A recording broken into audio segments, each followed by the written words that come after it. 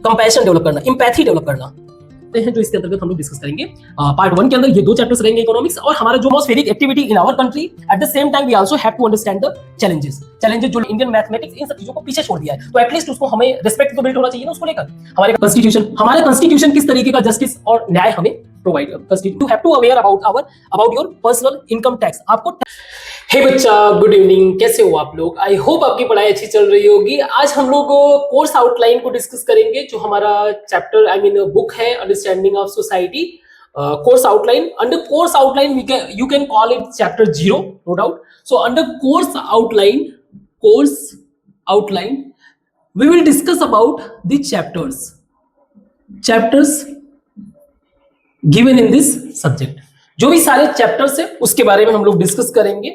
तो अगर हम लोग इस बुक को फोकस करेंगे, देन यू विल फाइंड कि ये बुक पूरी तरीके से एम कर रहा है टू इनकलकेट एंटरप्रेन्योरशिप स्किल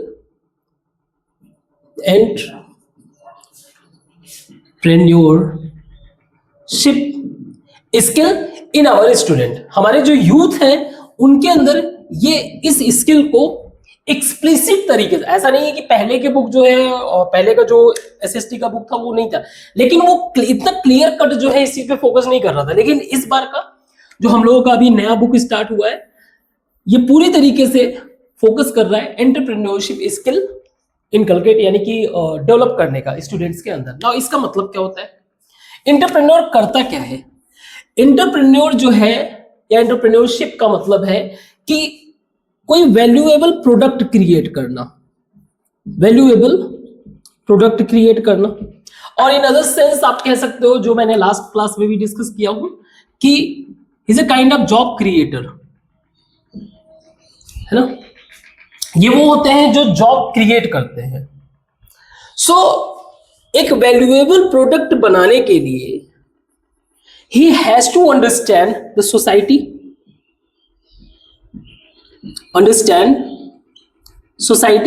कि एक सोसाइटी की नीड क्या है, जरूरतें क्या है, उनको क्या चाहिए, और जो सोसाइटी है क्या जो मैं प्रोडक्ट बना रहा हूं वो एक्सेप्ट करेंगी, कहीं उसका प्राइस तो बहुत ज्यादा नहीं है।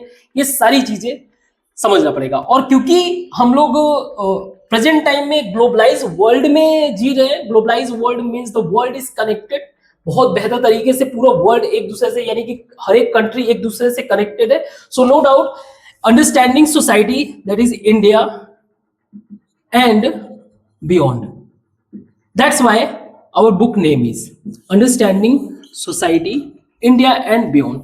तो इसमें दोनों ही पार्ट्स जो है, पार्ट 1 पार्ट 2, उन सबके जो चैप्टर्स है उनके लॉजिकल पॉइंट ऑफ व्यू से हम लोग डिस्कस करेंगे।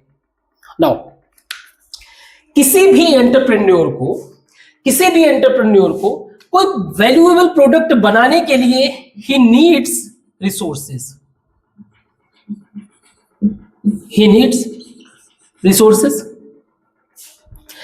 As I told you, resource का मतलब है human resource, non human resource, उन सबका एक जुडिशियस, एक ऑप्टिमम तरीके से यूटिलाइजेशन, उनका यूज करना for creating valuable product. That's what the work और एम ऑफ एंटरप्रेन्योर। क्लियर है? तो रिसोर्स को समझने के लिए, रिसोर्स का मतलब, अगेन मैं कह रहा हूं, रिसोर्स का मतलब human and non human, everything non human में आप जो हवाएं बहती है ना हमारी, वो भी। सो अगर मैं इनको पूरी तरीके से क्लब करूं, तो इस रिसोर्स को समझने के लिए we have to understand subjects like geography subject. Geography for example, मुझे कोई पर्टिकुलर रिसोर्स चाहिए, कोई मान लीजिए मेटल चाहिए, मिनरल्स चाहिए, तो जियोग्राफी मुझे ये बताता है कि रिसोर्स का डिस्ट्रीब्यूशन कैसा है, कैसा डिस्ट्रीब्यूशन है ना, किस तरीके का रिसोर्स जो है वहां पे पाया जाता है, किस तरीके से उसको जो है यूटिलाइज करना, ये सारी चीजें हम लोग जियोग्राफी में पढ़ रहे हैं। सो फोकस करते हैं इस पे कि डिस्ट्रीब्यूशन हो। तो जियोग्राफी के पॉइंट ऑफ व्यू से कौन कौन से चैप्टर है उसके बारे में डिस्कस करेंगे। We have to understand society means resource, that is human resource. Human resource को समझने के लिए हमें हिस्ट्री को समझना पड़ेगा। ह्यूमन को समझने के लिए, उनके सोसाइटी को समझने के लिए we have to understand the people, लोगों को समझना पड़ेगा कि लोग जो है एक सर्टेन अगर हमारे ही कंट्री को देखो, हमारा कंट्री हाईली डाइवर्स है। हमारी कंट्री में अलग अलग तरीके के धर्म, अलग अलग तरीके के जाति, लैंग्वेज और पता नहीं क्या क्या, बहुत ही हाई लेवल का diversity. And after understanding these subjects you will realise कि किस तरह से डाइवर्सिटी जो है किसी भी कंट्री के लिए सस्टेनेबल का कॉज होता है।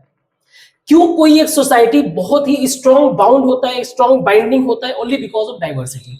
और ये तभी समझ में आएगा जब इन सब चीजों को आप प्रॉपर वे से अंडरस्टैंड करोगे। अदरवाइज आपको लगेगा कि नहीं, अगर एक रिलीजन है तो एक ही रिलीजन होना चाहिए, जबकि प्रॉब्लम ये है कि अगर आप एक रिलीजन में जाओगे, अगर आपको लगेगा कि नहीं बहुत सारे रिलीजन नहीं होने चाहिए, एक ही रिलीजन होना चाहिए, तो आप रिलीजन में डिवीजन क्रिएट कर दोगे in the form of cast.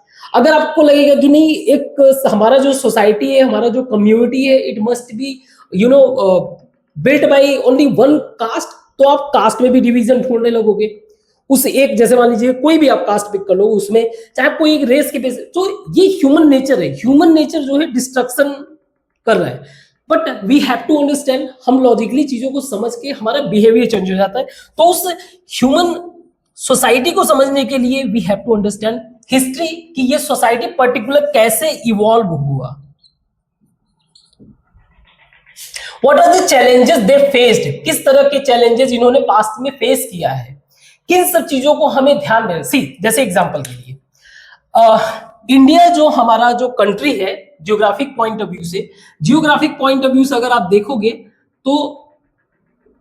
तो यहां पे जो है हिमालयन है ना, यहां पे हिमालयन, और हिमालय होने के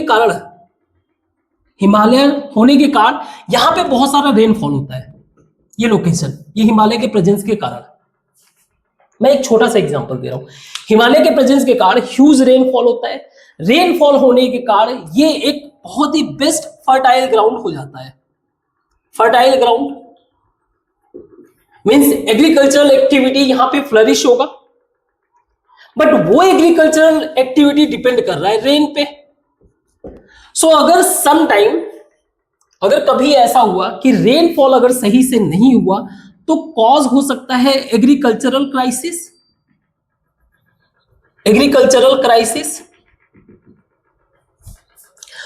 ऐसा नहीं है कि हमारे कंट्री में agricultural crisis, I mean in other sense you can say famine,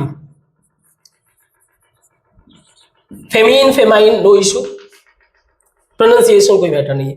famine, जब हमारी कंट्री में कई ऐसे बार हुआ जब फेमाइन आया, फेमाइन के दौरान यानी कि खाना भी जब नहीं मिल रहा है, तो यहाँ के जो लोग हैं, ऐसे बहुत सारे लोग मिलेंगे जो काऊ, आई मीन गाय के मिल्क पे सरवाइव किए हुए हैं।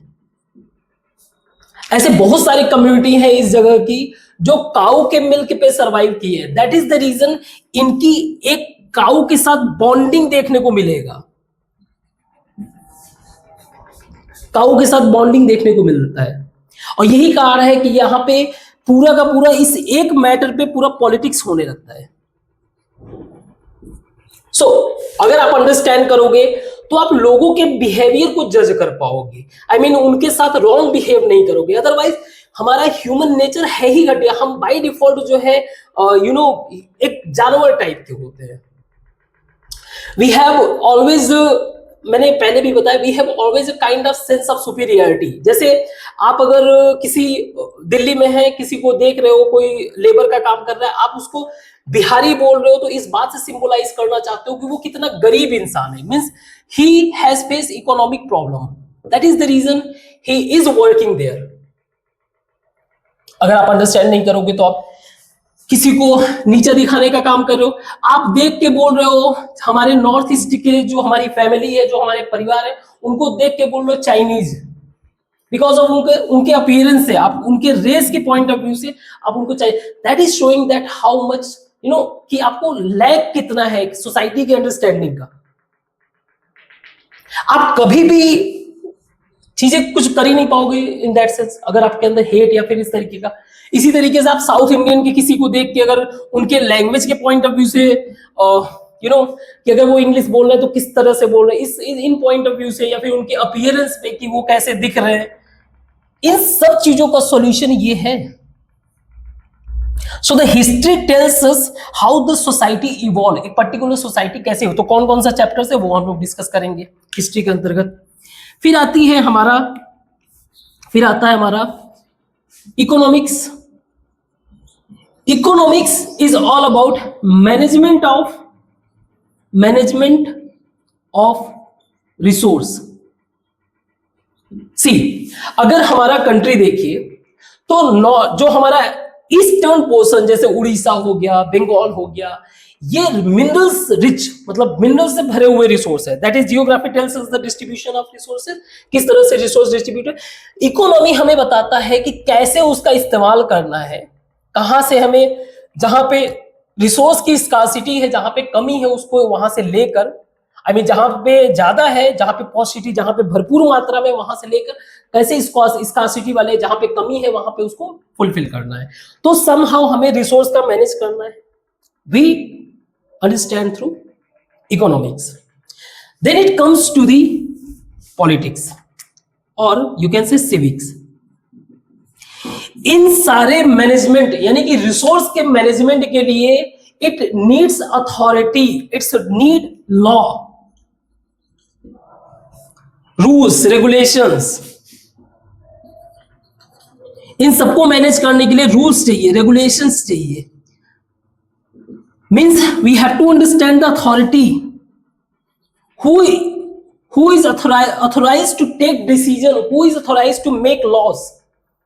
कौन लॉ बना सकता है, और अगर बना सकता है तो उसको किस तरह से बिठाया गया कि लॉ बनाने के लिए। All these things we discuss in civics, यानी कि कौन कौन से चैप्टर्स है उसके बारे में। फिर अल्टीमेटली इन सारे नॉलेज का इस्तेमाल करना, इन सारे के सारे नॉलेज का इस्तेमाल करना, that we discuss in startup, कि कैसे इन सारे नॉलेज को कंबाइन करके we initiate to make a valuable product. Startup specifically आपका चैप्टर दिया हुआ है इस स्टार्टअप के स्किल्स को समझने के लिए।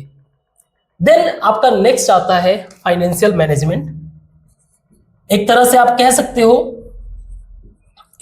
कह सकते हो इकोनॉमी का ही एक पार्ट है। इकोनॉमी बहुत ही डाइवर्स सब्जेक्ट है, ठीक है। इकोनॉमी का ही एक पार्ट है फाइनेंशियल मैनेजमेंट। सी, हम लोग अगर रिसोर्स, सपोज करिए मेरे पास कुछ, मान लीजिए मेरे पास घर है, तो मैं हर जगह घर को लेके नहीं मूव कर सकता हूं ना।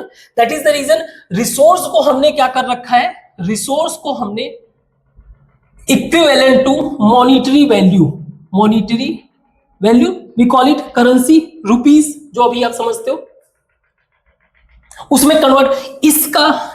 इसका उपयोग, जो मॉनिटरी करेंसी है, जो आप कह सकते हो जो फाइनेंस है, उसका मैनेजमेंट कैसे करना है, स्पेसिफिकली इसके लिए भी एक चैप्टर दिया हुआ है। तो इस पॉइंट ऑफ व्यू से हम लोग देखेंगे, हमारा पहला चैप्टर ही है अंडरस्टैंडिंग दी सोसाइटी। सो इसके through after getting all this knowledge, आप कह सकते हो कि इनका होल पर्पज है entrepreneurship, but as a human आपके अंदर कंपैशन डेवलप करना, इंपैथी डेवलप करना, कंपैशन, इंपैथी, ये सारी चीजें डेवलप करना, ताकि आप सोसाइटी के डाइवर्सिटी को अप्रिशिएट कर सको, किस तरह से हमारा सोसाइटी बिल्ट है। Getting my point. तो देखते हैं कौन कौन से चैप्टर्स हैं। ओवरऑल स्ट्रक्चर हमारा यही है। पहला चैप्टर हमारा यही है, अंडरस्टैंडिंग सोसाइटी, जहां पे हमें इसके बारे में, यानी कि ये चैप्टर्स कैसे कनेक्टेड है उसके बारे में बताया गया है। अप्रिशिएट करना कि कैसे डाइवर्सिटी, हमारी जो डाइवर्स कंट्री है, इसको कैसे अप्रिशिएट करना, ऑल दिस थिंग। तो देखते हैं और कौन कौन सा चैप्टर्स है चैप्टर वाइज, ठीक है। तो इसको मिटाता हूं। सो जियोग्राफी टोटली 4 चैप्टर्स दिया हुआ है। पार्ट 1 और पार्ट 2 में डिवाइड हुए। पार्ट 1 में 2 चैप्टर्स और पार्ट 2 में 2 chapters. This is part 1, this is part 2। Now chapters इसमें जो दिए हुए हैं, लाइक ये हमारा जो पार्ट 1, उसमें चैप्टर नंबर वैसे 2 है, that is shaping of the earth's surface. Earth surface का शेप, थर्ड आई मीन कैसे अर्थ सरफेस फॉर्म हुआ है, ये सारी चीजें। थर्ड चैप्टर है हमारा एटमॉस्फेयर। अभी इसके बारे में हम लोग डिस्कस भी करेंगे, ठीक है, एटमॉस्फेयर एंड क्लाइमेट। ऐसे ही पार्ट 2 में चैप्टर 1 है हमारा, chapter 1 ocean and life, and chapter 2 है हमारा लाइफ ऑन अर्थ। जियोग्राफी का रोल बहुत मेजर है। जियोग्राफी डिसाइड्स एवरीथिंग, और यू कैन से कि every aspect of our life, including, अगर आप चाहो तो there is no hesitation if I say कि इवन हमारे रिलीजन के अंदर जो रिचुअल्स होते हैं, जो कस्टम्स होते हैं, वो भी डिसाइडेड बाय जियोग्राफी। मैं एक एग्जांपल देता हूँ। यूजुअली पीपल थिंक दैट कि जो हिंदू कल्चर है, हिंदू रिलीजन है, आई मीन मीट कंज्यूम नहीं करते हैं, but if you look at the Bengal, जो बंगाल है वहां के हिंदू, वो ना सिर्फ meat consume I mean fish को कंज्यूम करते हैं, वो उसको सर्व भी करते हैं। सो जियोग्राफी हमारे लाइफ के हर एक एस्पेक्ट को डिसाइड करता है।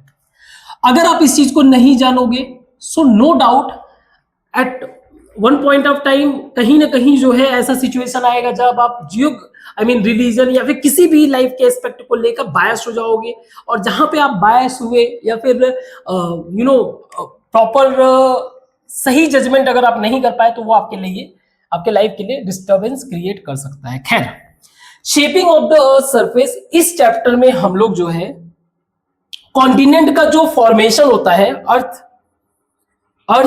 सरफेस का जो फॉर्मेशन है, उसके बारे में पढ़ते हैं। Formation that is plate tectonic theories, कैसे हमारा जो कॉन्टिनेंट्स है ये प्लेट्स के ऊपर है, प्लेट्स के ऊपर फ्लो कर रहे हैं, और ये कितने प्लेट्स हैं, किस तरह से ये डिवाइडेड है, इसके बारे में plate tectonic theory. At the same time, we will also discuss about the weathering and erosion।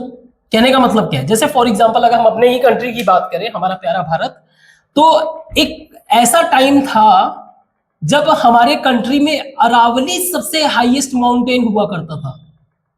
आज से करीब, ज्यादा नहीं, मुश्किल से उस टाइम पे हम लोग बहुत छोटे थे, somewhere around 60 million years ago, तो हम लोग बहुत छोटे थे उस टाइम पे। तो अरावली बहुत हाईएस्ट माउंटेन हुआ करता था, but because of weathering and erosion ये इरोड होके कम हो गया। आज के टाइम में हिमालय है। किस तरह का यहां पर आपको सॉइल मिलेगा, ये डिसाइड करता है वेदरिंग पे। किस तरह का यहां का जियोग्राफिक लोकेशन है, ये आपको डिसाइड करता है जो आपका अर्थ सरफेस है। जैसे एग्जांपल के लिए आपको पता है कि ये वाला जोन हमारा जो है डेजर्ट एरिया है, डेजर्ट एरिया, और ये डेजर्ट एरिया होने का मेन रीजन है अरावली का ओरिएंटेशन, जिस तरह से अरावली प्लेस्ड है। तो इस तरह की बातें। At the same time we will also discuss the challenges. इन सब के अर्थ का जो हमारा फॉर्मेशन है, अर्थ का जो स्ट्रक्चर है, specially focus on the Indian prospective के पॉइंट ऑफ व्यू से हमारे चैलेंजेस भी बहुत सारे हैं। जैसे कि अर्थक्वेक आपने देखा होगा, सुना होगा, अर्थक्वेक, लैंडस्लाइड सुना होगा, हमें इन सब के बारे में पढ़ना है, समझना है। Landslide, blow of that is glacial land outburst, flood. होता क्या है, जो वाटर हमारे कंट्री में जो रिवर्स में पानी आते हैं वो आते हैं ग्लेशियर से। समटाइम ग्लेशियर जो है एक तरह का नेचुरल डैम की तरह काम करता है, और यही जब डैम ब्रेक हो जाए, बर्स्ट हो जाए, तो पूरा का पूरा फ्लड क्रिएट करता है। अभी पिछले कुछ साल पहले जो है सिक्किम में हुआ था। सो आपको अवेयर कराना कि what are the possible challenges in our country. At the same time अगर आप उस पर्टिकुलर लोकेशन में रह रहे हो, what are the steps you should take, आपको क्या लेना चाहिए स्टेप्स, गवर्नमेंट किस तरीके के स्टेप्स ले रही है, गवर्नमेंट की पॉलिसीज क्या है, उन सब चीजों को लेकर ये सारी बातें we discuss under the shaping of the we will discuss under the shaping of the earth surface. तो बेसिकली अर्थ सरफेस कैसे फॉर्म हुआ, क्या इसके चैलेंजेस है, ये सारी चीजें। नाउ एटमॉस्फेयर पे आ जाए, एटमॉस्फेयर एंड क्लाइमेट। सी, ये एक बहुत ही इंपॉर्टेंट कह सकते हो चैप्टर है। एटमॉस्फेयर हमारे कंट्री का, सी एटमॉस्फेयर की जब बात करते हैं तो इसके कई सारे फैक्टर्स होते हैं। फैक्टर्स जैसे कि for example heat, pressure, wind, ऐसे कई सारे फैक्टर्स होते हैं जो एक पर्टिकुलर लोकेशन का एटमॉस्फेयर डिसाइड करता है। और उस जगह का वो एटमॉस्फेयर्स, वो वेदर्स जब हम लोग लॉन्ग पीरियड में मतलब कंसीडर करें 30 to 35 years, we call it climate. तो जैसे हमारे कंट्री का climate we call it monsoon climate, क्योंकि हमारे कंट्री के अंदर एक साइक्लिक पीरियड से रेनफॉल होता है। और वो रेनफॉल कहां से आ रहा है? वो रेनफॉल आ रहा है नीचे से, इधर से, क्योंकि ये हमारे कंट्री के ओरिएंटेशन के पॉइंट ऑफ व्यू से देखा जाए तो ये साउथ में है और वेस्ट में। दैट इज द रीजन इसको बोलते हैं साउथ वेस्ट मॉनसून। ये साउथ वेस्ट मॉनसून हमारे कंट्री में रेनफॉल लेके आता है, रेनफॉल। और आज भी हमारे कंट्री का मेजर एग्रीकल्चरल एक्टिविटी डिपेंड करता है रेनफॉल पे। और रेनफॉल वो फैक्टर है, या कह सकते हो एग्रीकल्चर वो फैक्टर है जिसपे आपका सारा economic, all other economic activity depends. Economic activity हमारा क्या करता है? डिपेंड करता है। सो अगर एक साल बारिश ना हो ढंग से, या बारिश के पैटर्न में डिस्टर्बेंस आ जाए, तो हमें हमारे कंट्री में इकोनॉमिक लॉस बहुत ज्यादा हो सकता है। तो हमें एटमॉस्फेरिक पॉइंट ऑफ व्यू से ये सारी चीजें पढ़ना पड़ेगा, हमें इनके चैलेंजेस को समझना पड़ेगा। चैलेंजेस जैसे कि ड्रॉट हो गया, ये सारी चीजें, सूखा वगैरह, है ना। हीट वेव्स आजकल बहुत चलने लगे हैं, पहले भी चलता ही था। हीट वेव्स, इन सब के बारे में, इससे प्रिवेंशन, कैसे हम अपने आप को प्रिवेंट कर सकते हैं। सो ये सारे एस्पेक्ट। और अगर आप देखो तो ये चैप्टर इससे कनेक्टेड है। सी, बारिश, जैसे ये वाला जोन बारिश का ना होने का रीजन है Aravalli. At the same time अगर आप यहां पे देखोगे तो वेस्टर्न घाट है, वेस्टर्न घाट, यहां पे भी इस वेस्टर्न घाट की जो अवेलेबिलिटी, यानी कि अर्थ का शेप जो है, इसके कारण यहां पर क्या होता है? सूखा पड़ा हुआ है। आपका जो तमिलनाडु एरिया है ड्रॉट फेस करता है ड्यूरिंग द मॉनसून सीजन। और Tamil Nadu area drought I mean rainfall gain करता है जब मॉनसून हमारा रिटर्न करता है इधर से। सो ये सारी चीजें हमें कैसे पता चलेगा? Through this point.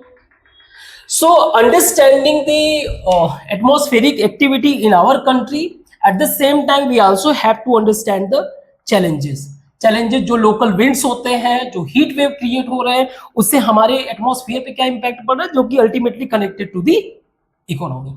So that is the reason under this subject हम लोग जो अलग अलग डिसिप्लिन्स हैं उनका इंटरकनेक्टेडनेस देखते हैं कि कैसे एक दूसरे से ये सब्जेक्ट जो है कनेक्टेड है।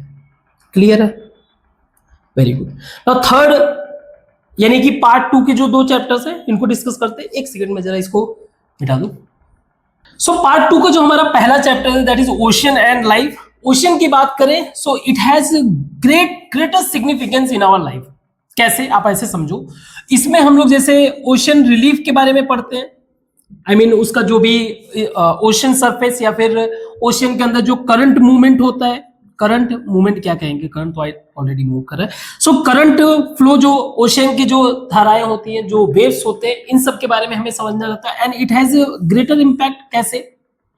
सी, अगर हम लोग फॉर एग्जांपल अगर मान लीजिए वर्ल्ड मैप देखें, एक सेकंड जस्ट थोड़ा सा अभी तो जापान नहीं बना रहा हूं, ठीक है, ब्रिटेन भी नहीं बना रहा हूं, ऐसा मत कहना कि इन सबको मैं खा गया।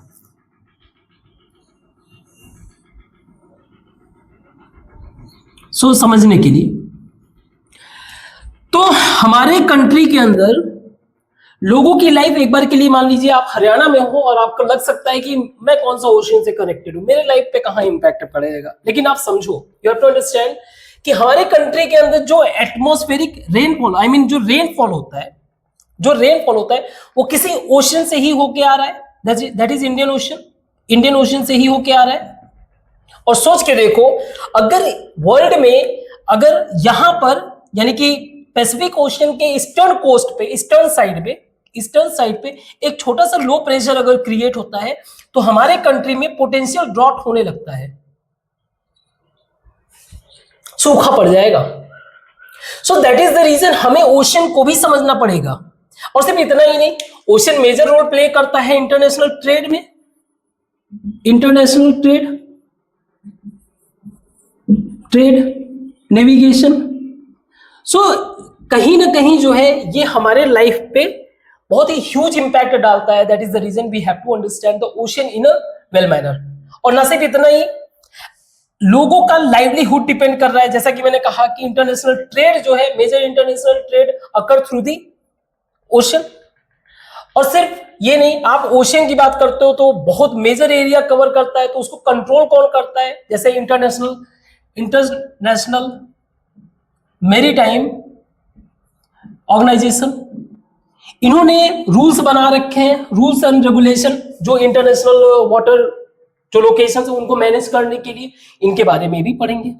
और सिर्फ इतना ही नहीं, we also discuss about the challenges जैसे साइक्लोन्स जो लाइफ और प्रॉपर्टी डिस्ट्रक्ट करने के लिए सफिशिएंट है। सुनामी हमारे कंट्री में सुनामी आया हुआ है 2004 में, तो इसके बारे में भी पढ़ेंगे। अर्ली वार्निंग सिस्टम, यानी कि गवर्नमेंट क्या कर रही है, कैसे लोगों को प्रोटेक्ट करने के लिए क्या क्या स्टेप्स ले रही है, किस तरह के अर्ली वार्निंग सिस्टम्स का इस्तेमाल कर रही है, इन सब के बारे में भी हमें इसके अंतर्गत पढ़ना है।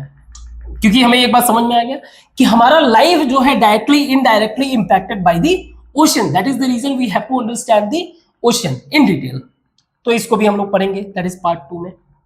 पार्ट 3 में आता है आपका लाइफ ऑन अर्थ।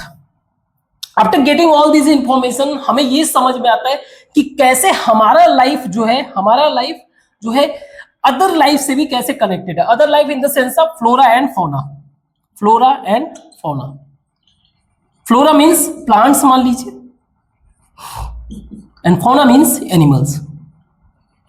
सी, हमारा जो human nature kind of consumption वाला बन चुका है, विदाउट थिंकिंग अबाउट कि अगर हम लोग ये चीज कंज्यूम करें तो इसका क्या एडवर्स इंपैक्ट पड़ सकता है, उसके बारे में सोचे बजाय हम क्या करते हैं, एक इररिस्पॉन्सिबल तरीके से कंज्यूम करना शुरू कर देते हैं।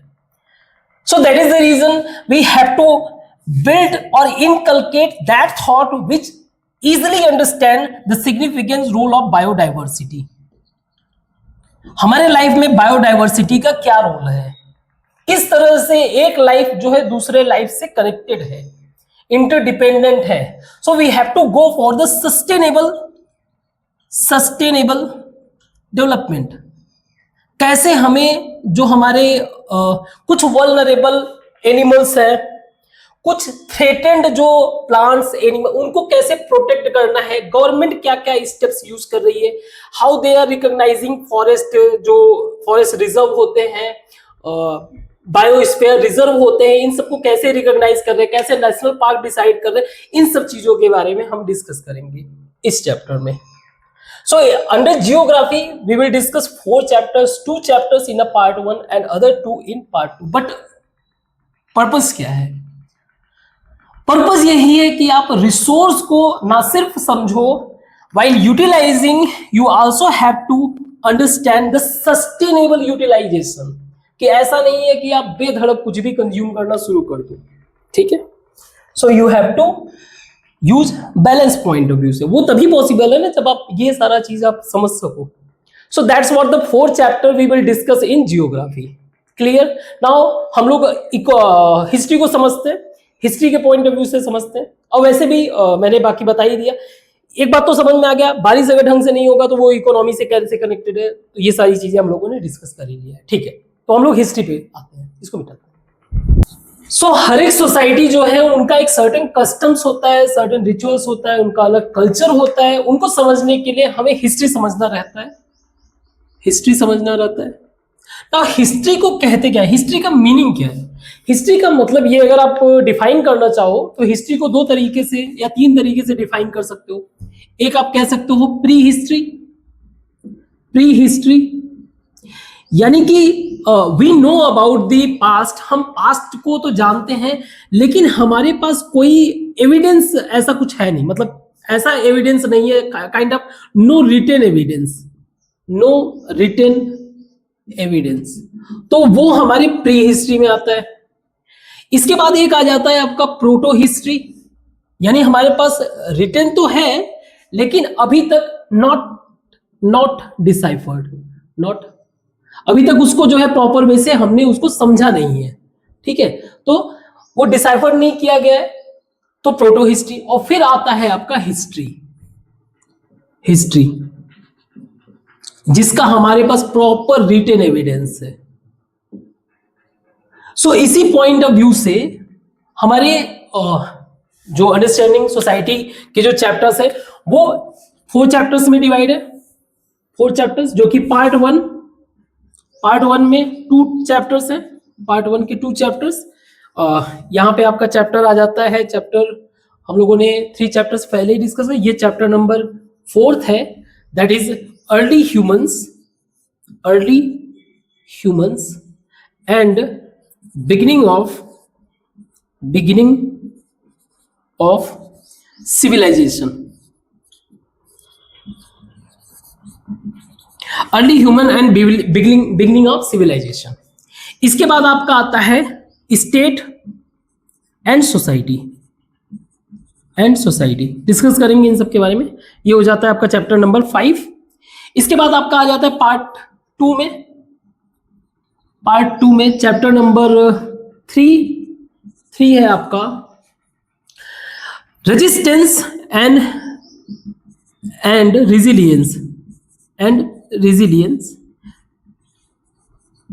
वो भी 1000 CE, मतलब 1000 CE समझ लो, 700 CE तक के बीच में कई सारे आक्रमण हुए उस टाइम पे, कैसे यहाँ के जो राजा वगैरह थे उन्होंने कैसे चीजों को मैनेज किया। 4th है आपका इंडिया एंड वर्ल्ड, जो कि 1900 BCE से देख लेंगे आगे कहां तक है। नाउ CE और BCE आपको पता होना चाहिए, दैट इज सिरका एरा और बिफोर सिरका एरा, ठीक है। Early humans, basically we discuss about the prehistoric people, जब ये लोग जो है स्टोन टूल्स यूज किया करते थे, stone tools, and people usually hunters and gatherers, मतलब ये कहीं से भी सेटल्ड लाइफ नहीं जीते थे, तो ऐसे टाइम के लोगों को बोला जाता है पैलियोलिथिक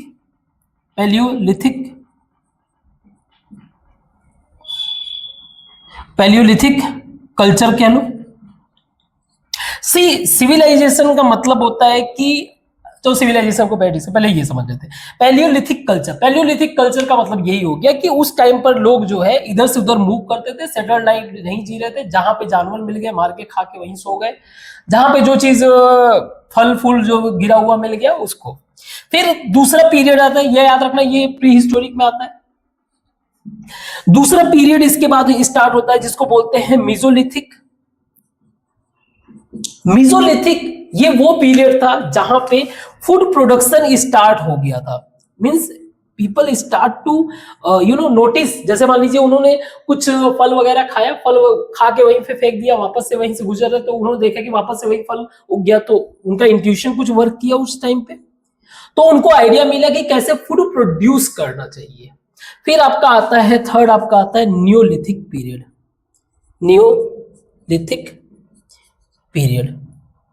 कह लो, कल्चर कह लो। यहां से शुरुआत होता है लाइफ में सेटलमेंट का। अब ये याद रखना, ये पीरियड चल रहा है 2 मिलियन ईयर्स एगो से लगभग 10,000 मिलियन ईयर्स तक, 10,000 मिलियन ईयर एगो तक, ठीक है, क्लियर। सो इस टाइम पे न्यूलिथिक पीरियड में people start to settled life, और इसी दौरान, इसी के आसपास के टाइम पे आपको जो है हड़प्पन कल्चर और ये सारी चीजें भी देखने को मिलता है। सिविलाइजेशन के पॉइंट ऑफ व्यू से सिर्फ हमारे ही कंट्री का सिविलाइजेशन है, जैसे हड़प्पन सिविलाइजेशन की बात करें, Harappan civilisation somewhere around 10,000 years ago की बात मान लेते हैं हम लोग, 10,000 ईयर्स एगो जब हमारे कंट्री में Harappan civilisation at the same time other civilisation भी एग्जिस्ट करता था। जैसे एग्जांपल के लिए मेसोपोटामियन,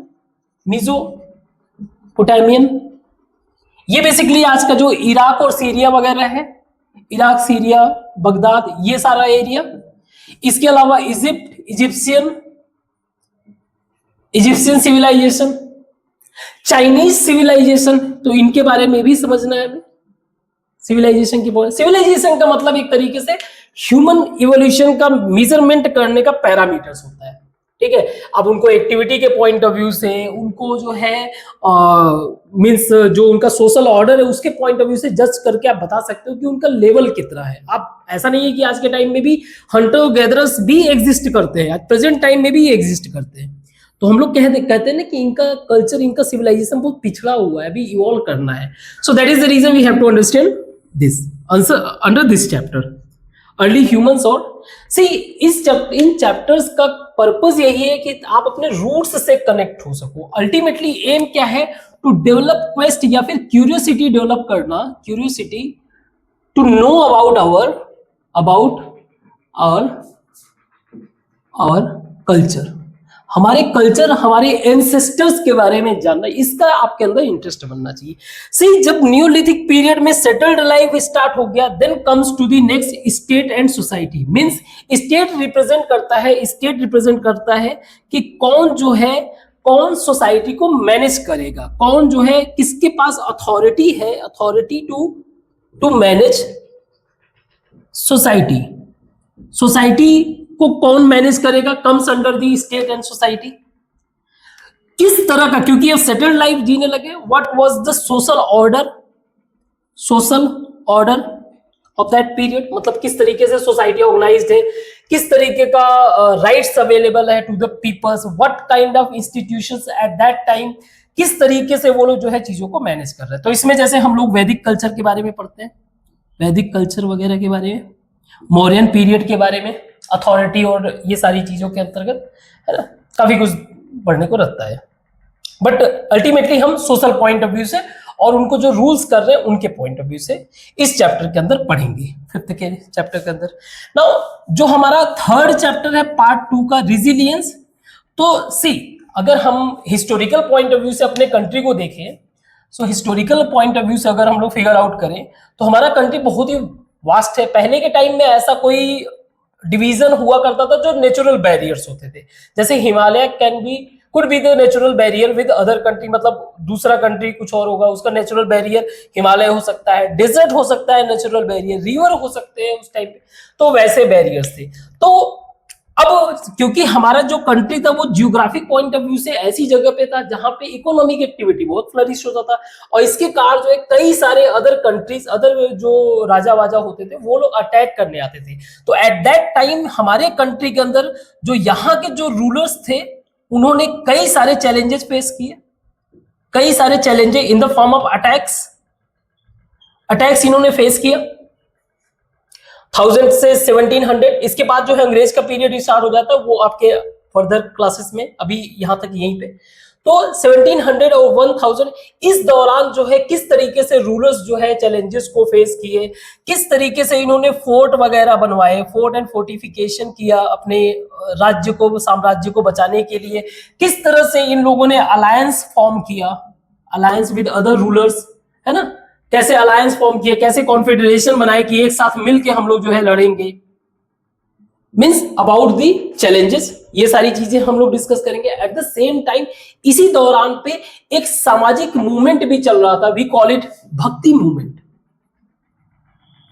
भक्ति मूवमेंट ये कल्चरल या फिर कह सकते हो सोशल पॉइंट ऑफ व्यू से सामाजिक रूप से लोगों के विचारों में बदलाव लेके आया भक्ति मूवमेंट। कैसे लोग जो है बारबैरिक से थोड़े से, है ना, पीसफुल बनने लगे, भगवान की पूजा पाठ वगैरह, तो ये मेजर रोल है। इसको किस तरह से किस रूलर्स ने प्रमोट किया भक्ति मूवमेंट को। भक्ति मूवमेंट अगर आप कंट्री के अंदर देखोगे तो स्टार्ट होता है साउथ इंडिया, हमारे तमिलनाडु से, हमारे केरला से, यहां से स्टार्ट होता है एंड थ्रू आउट द पूरा नॉर्थ इंडिया और महाराष्ट्र वगैरह हर जगह भक्ति मूवमेंट जो है फ्लरिश होता है.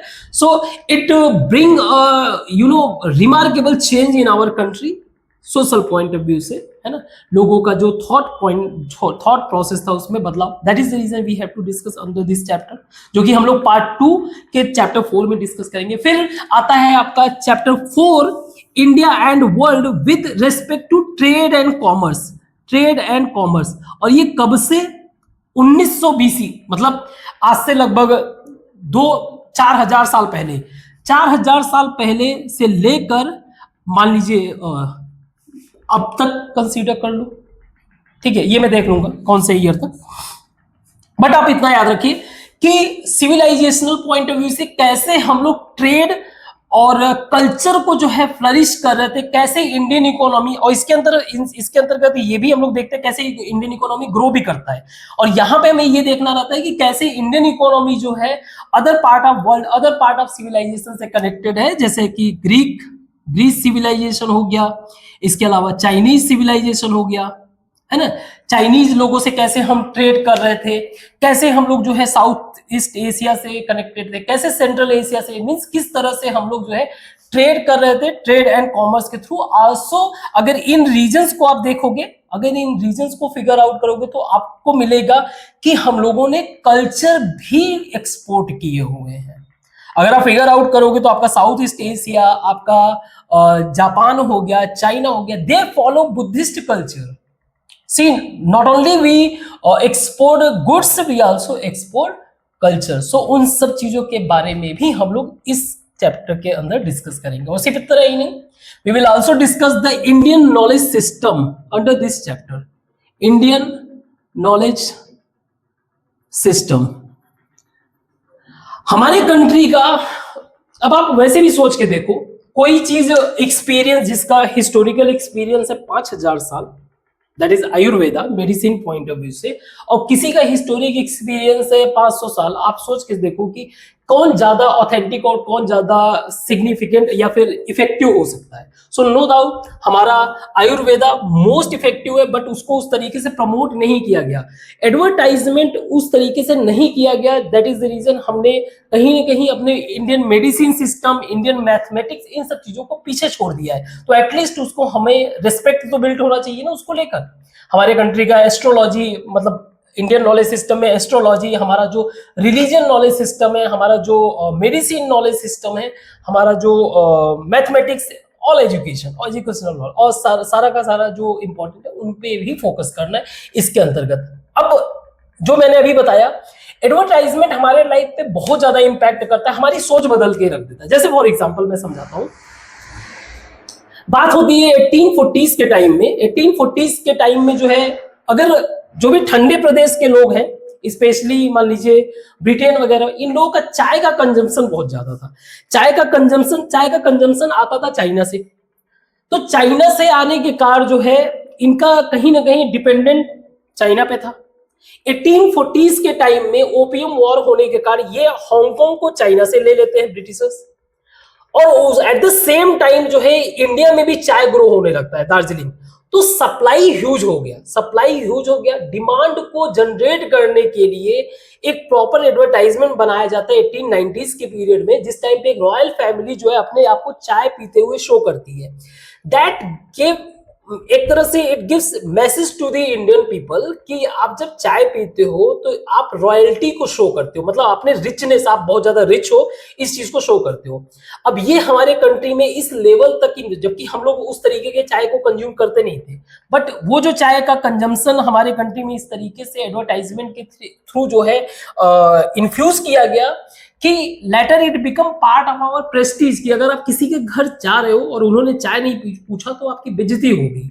सो इस लेवल पे जो है एडवर्टाइजमेंट वर्क करता है. सिमिलरली अगर आप देखो अभी प्रेजेंट टाइम में जो चल रहा है, जैसे जितने भी कोस्टल एरियाज, स्पेशली मान लो ऐसे कोस्टल एरियाज जहां पे विंटर रेनफॉल, आपका मेडिटेरेनियन सी, या ये लोकेशंस होते हैं सिट्रस फ्रूट ग्रो होने का. मतलब विंटर के टाइम में rainfall best environmental climatic situation होता है सिट्रस फ्रूट के ग्रो होने का. सिट्रस फ्रूट जो है आप कितना भी कंज्यूम करने के बाद कुछ तो फेंकोगे, जो फेंकोगे वो फर्मेंट हो गया, वाइन बन जाता है. अब वैसे तो वो वेस्ट है, लेकिन उसको भी एडवर्टाइजमेंट करके जो है इस लेवल पे प्रमोट किया गया है कि आज जब आप एडवर्टाइजमेंट देखते हो बियर, अल्कोहल, इन सब चीजों का, वो एडवर्टाइजमेंट आपको हैप्पीनेस शो करने के लिए, मतलब वो बियर नहीं शो कर रहे हैं, वो आपको हैप्पीनेस, जब आप बियर पी रहे हो, जब आप दारू पी रहे हो तो आप इंजॉय कर रहे हो, इसका मतलब ये है।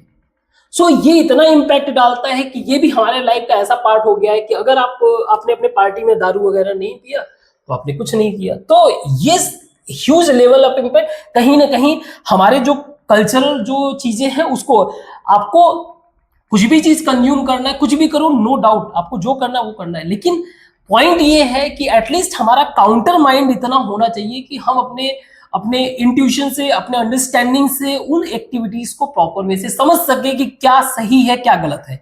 बाकी देर इज नो हेजिटेशन कि आप इंजॉय करो, दारू पीना दारू पे कोई दिक्कत नहीं है, लेकिन एटलीस्ट आप उसके कॉज एंड इफेक्ट को जानो। So that's what the purpose under the history. इन सब चीजों के बारे में हम लोग डिस्कस करेंगे। नेक्स्ट हम लोग पॉलिटी को समझते हैं। पॉलिटी के कौन कौन से चैप्टर्स हैं, कौन पार्ट 1 में कौन पार्ट 2 में से। नेक्स्ट आप इसको सिविक्स कह सकते हो या पॉलिटिकल स्टडी कह सकते हो, पॉलिटिकल साइंस कह सकते हो, तो मैं सिविक्स कह रहा हूँ क्योंकि इससे आप फेमिलियर हो ज्यादा। तो सिविक्स की बात करें, सो पार्ट 1 में 2 चैप्टर हैं हमारे। पार्ट 1 में 2 chapter, that is chapter number 6 democracy, democracy, and chapter number 7 है आपका इलेक्शन, इलेक्शन। पार्ट 2 में एक चैप्टर है, पार्ट 2 में चैप्टर नंबर 5 है, पार्ट 2, एक second, part 2 chapter number 5 that is authority. So इसको समझना है। नाउ पहले इसको समझते हैं, डेमोक्रेसी। ह्यूमन सिविलाइजेशन का अगर कहा जाए बिगेस्ट अचीवमेंट कुछ है वो है डेमोक्रेसी। रीजन, डेमोक्रेसी जो है इसके अंतर्गत बेसिकली आप कह सकते हो कि डेमोक्रेसी एक्सप्लेन करता है रूल ऑफ पीपल के बारे में, रूल ऑफ पीपल, जिसमें जो अथॉरिटी यानी जिसके ऊपर रूल करने का पावर दिया जाता है वो इजी वे से इलेक्शन के थ्रू चेंज हो जाएगा। तो दोनों ही इंटरकनेक्टेड है। तो रूल ऑफ पीपल जो कि डिसाइडेड थ्रू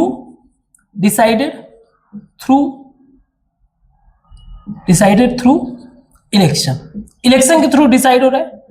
तो कहीं ना कहीं जो एक तरह से रूलर है वो चेंज हो सकता है। एक रूलर कोई था उसको पीपल ने हटा के दूसरा। बेस्ट पार्ट ये है जब यहां पे रूलर कोई चेंज हो रहा है, एक सिंगल ब्लड बात भी नहीं हो रहा है, मतलब theoretically, but no doubt it's the biggest achievement. Earlier time पे जब कोई रूलर चेंज होता था तो वहां पे लाखों लोगों को मारा काटा जाता था, तब जाके कहीं एक नया रूलर आता। दैट इज द रीजन इसको हम लोग जो है बिगेस्ट अचीवमेंट। तो इसके अंतर्गत हम लोग फीचर्स ऑफ डेमोक्रेसी को डिस्कस करेंगे।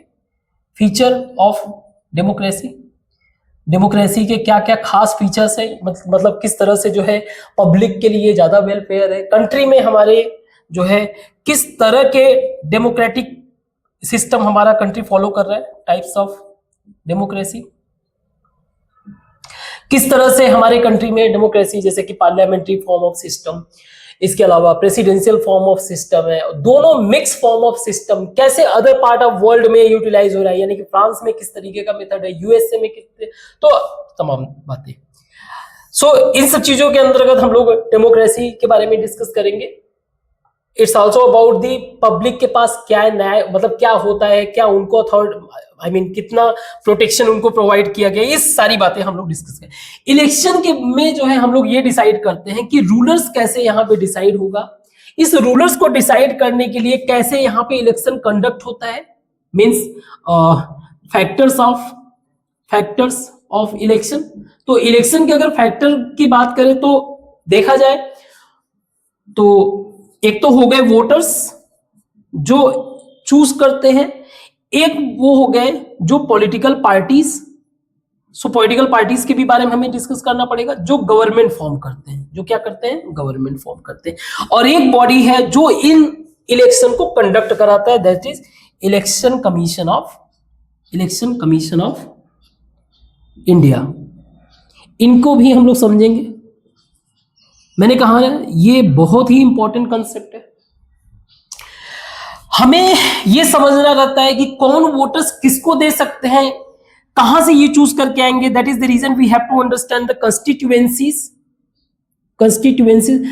ये कंस्टिट्यूएंसीज कौन डिफाइन करता है, कौन डिसाइड करता है, that is the reason we have to discuss about the delimitation commission.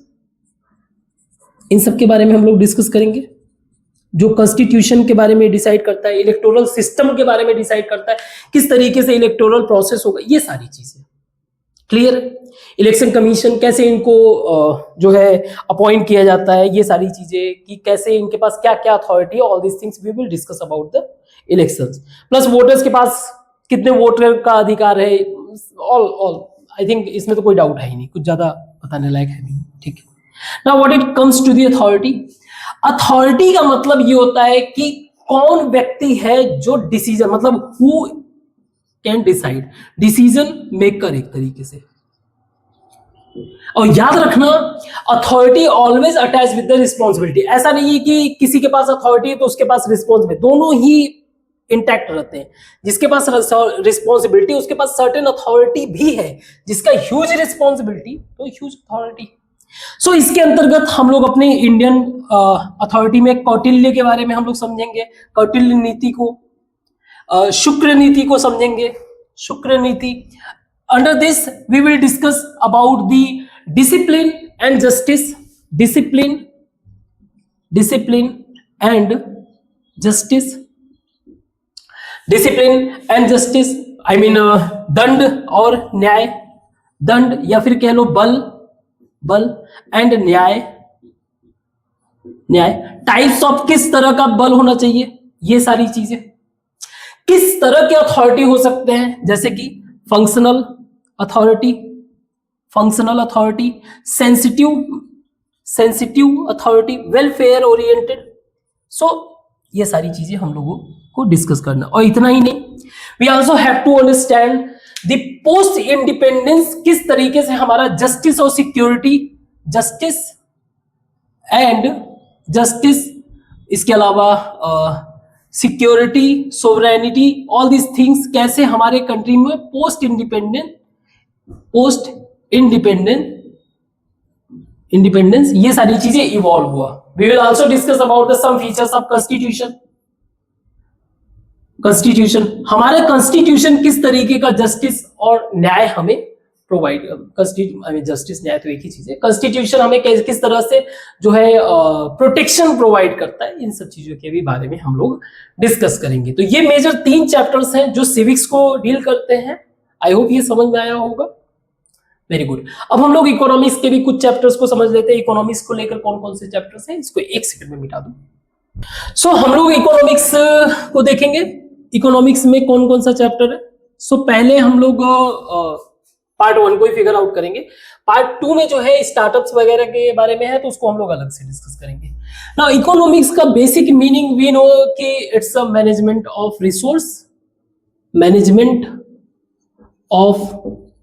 Resource, overall जो फंक्शन आप कह सकते हो इकोनॉमिक्स का, जो हमें स्टडी करना रहता है, हमें रिसोर्स के मैनेजमेंट। नाउ चैप्टर के पॉइंट ऑफ व्यू से देखें तो पार्ट 1 में चैप्टर हमारा है chapter number 8 that is building blocks of economy. Building blocks of economy basically ये बात करते हैं रिसोर्स के ही बारे में, डिस्कस करेंगे अभी। थोड़ा सा चैप्टर 9 को भी समझ ले। चैप्टर 9 हमारा बताता है द प्राइस पजल। आप अगर मार्केट में जाओगे तो चीजों के दाम घटते बढ़ते रहते हैं। कहने का मतलब है व्हाट ड्राइव्स द मार्केट में क्या होता है, कैसे होता है, उसके बारे में समझना रहेगा। So under this building blocks of economy में बेसिकली हम लोग रिसोर्स का यूटिलाइज करते हैं कुछ न कुछ प्रोडक्ट बनाने के लिए। And for that we have to understand कि इसकी अवेलेबिलिटी, रिसोर्स की अवेलेबिलिटी, कहां पे इसकी कमी है, मींस इट्स ए स्कार्सिटी, कहां पे ये भरपूर मात्रा में है, किस तरह से इसको यूटिलाइज करना है टू क्रिएट प्रोडक्ट के पॉइंट ऑफ व्यू से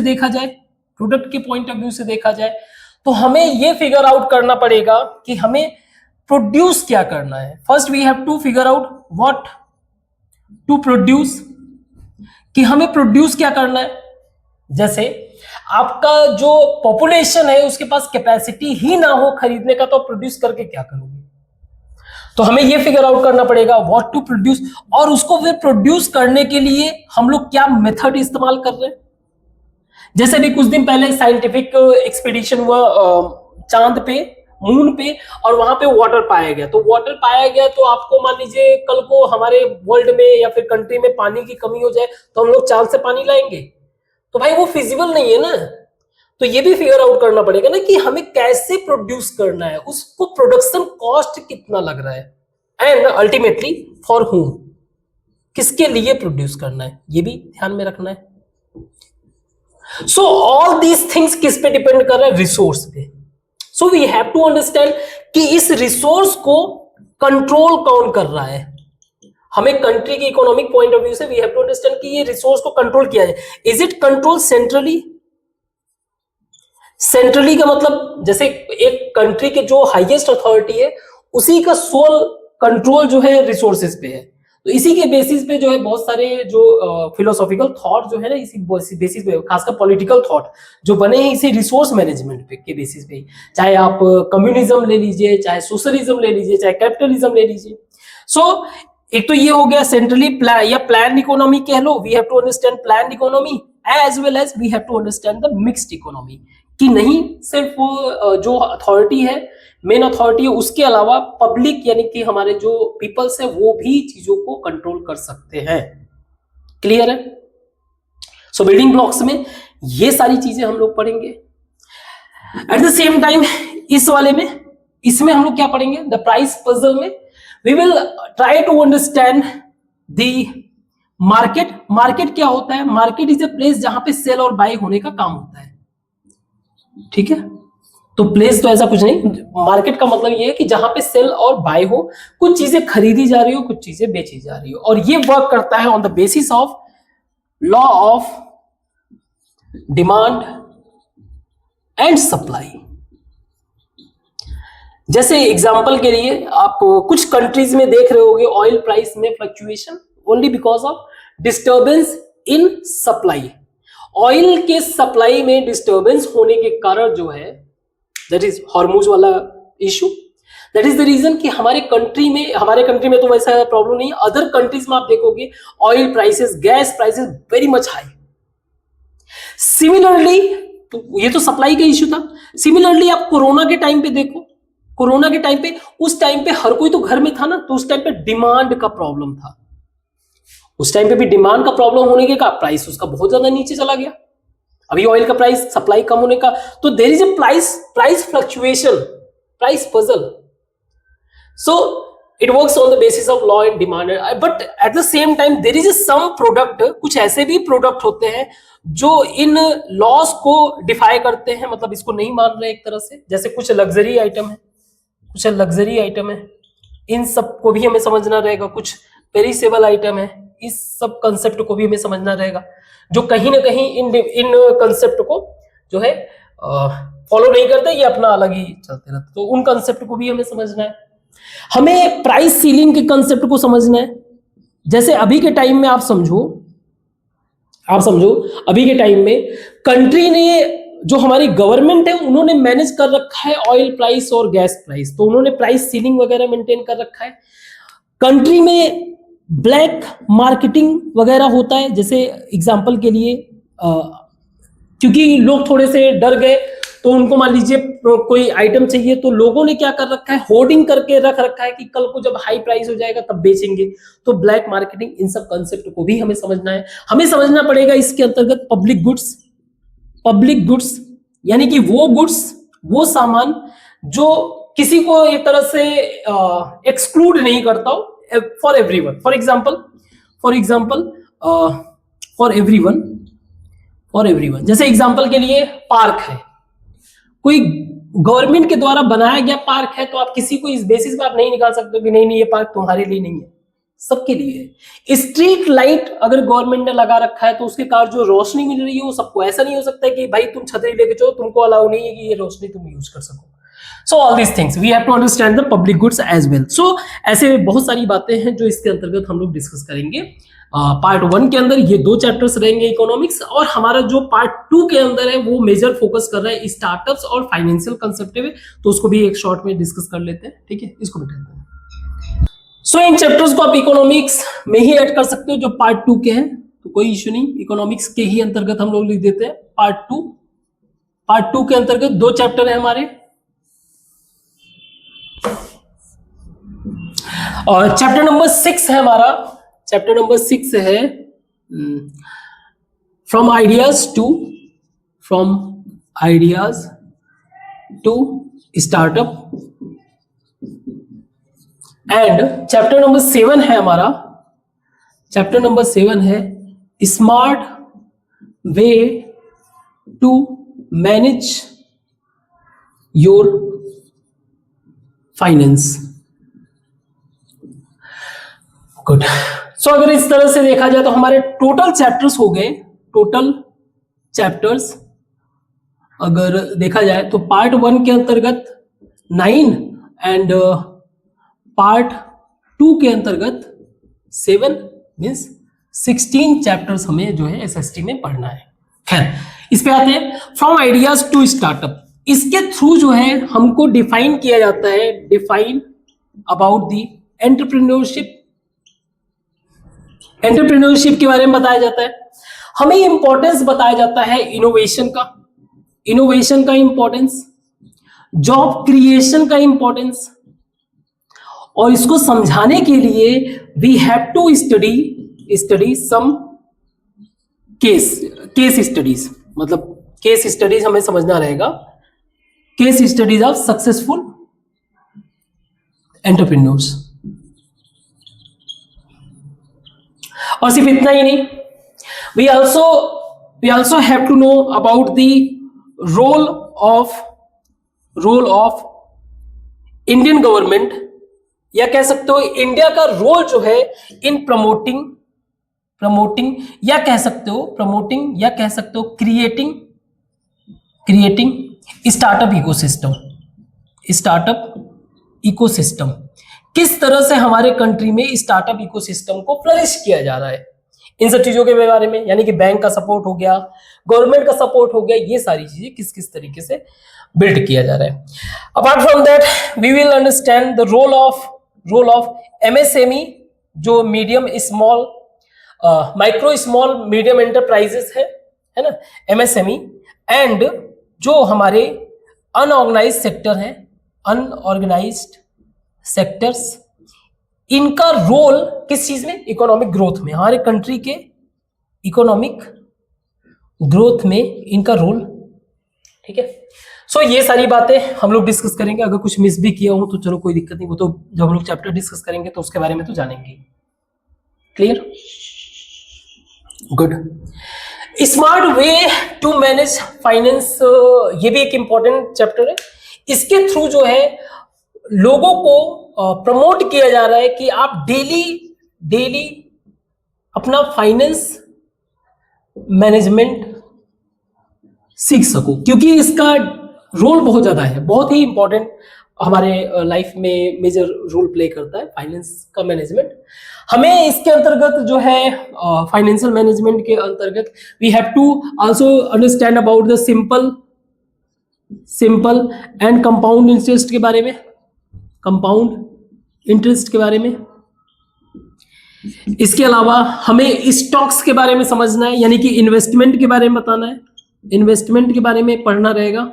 इन्वेस्टमेंट जिसमें रिस्क और रिटर्न के कंसेप्ट को समझना रहेगा कि किस तरह से हमें इन्वेस्टमेंट करना है. We have to understand about the stocks, equity, bond, mutual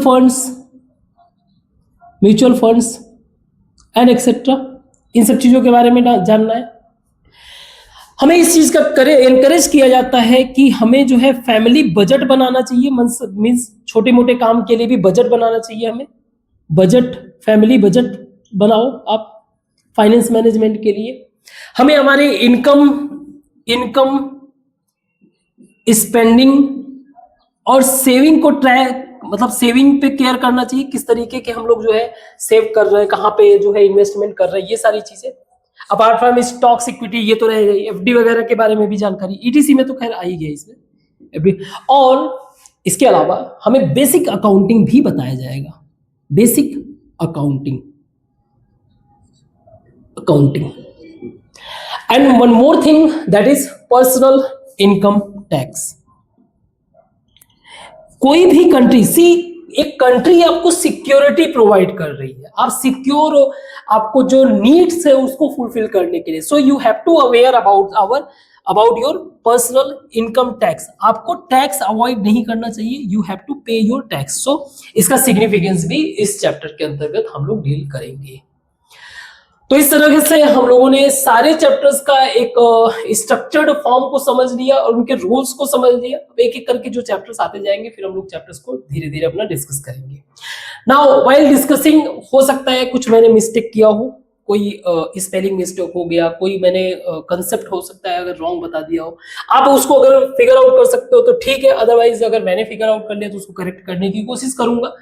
I believe कि कोई ऐसा परफेक्ट नहीं है, तो मिस्टेक्स हमेशा आपको अटेंटिव होना चाहिए कि मिस्टेक्स को फिगर आउट करो, क्योंकि नोबडी इज परफेक्ट, मैं भी परफेक्ट नहीं हूं। ठीक है, तो आज के लिए इतना ही रखते हैं एंड आई होप कि आपको एक ब्रॉडर पिक्चर मिल गया हमारे पूरे इस चैप्टर, इस बुक का, that is understanding the society, SST class 9 का। और एक एक करके हम लोग चैप्टर आते जाएंगे और डिस्कस करते जाएंगे। तो आज के लिए बस इतना ही, थैंक यू।